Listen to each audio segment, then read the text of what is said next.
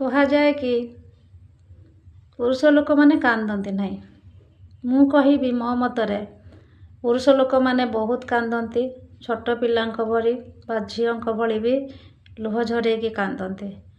କିନ୍ତୁ ଡିଫରେନ୍ସ ଏତିକି, ଝିଅ ପିଲାମାନେ ତାଙ୍କ ଦୁଃଖକୁ ମାଆ, ନିଜର ଭଉଣୀ, ସାଙ୍ଗସାଥି ସମସ୍ତଙ୍କ ପାଖରେ ସେୟାର କରିପାରନ୍ତି। କିନ୍ତୁ ପୁଅ ପିଲାମାନେ ତାଙ୍କ ଦୁଃଖ, ତାଙ୍କ କଷ୍ଟକୁ ସମସ୍ତଙ୍କ ପାଖରେ ସେୟାର କରିପାରନ୍ତି ନାହିଁ। ସେ କେବଳ ଜଣେ ଲୋକଙ୍କ ପାଖରେ ନିଜର ଦୁଃଖ ବା କଷ୍ଟକୁ ସେୟାର କରନ୍ତି। ସେ ଜଣକ ତାଙ୍କ ହୃଦୟର ରାଣୀ ହୋଇଥାନ୍ତି। ହେଲା, ଯିଏ ତାଙ୍କ ହୃଦୟର ରାଣୀ ହୋଇଥାନ୍ତି ସେ ବ୍ୟକ୍ତି ଜଣକ ତାଙ୍କର ସ୍ତ୍ରୀ ହୋଇପାରନ୍ତି କିମ୍ବା ତାଙ୍କର ପ୍ରେମିକା ହୋଇପାରନ୍ତି, ଯାହାକୁ ସେ ନିଜଠୁ ଅଧିକ ବିଶ୍ୱାସ କରନ୍ତି ଆଉ ଭଲ ପାଆନ୍ତି।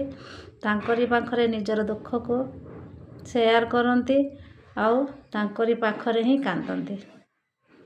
ଏଇଟା ହିଁ ସତ କଥା।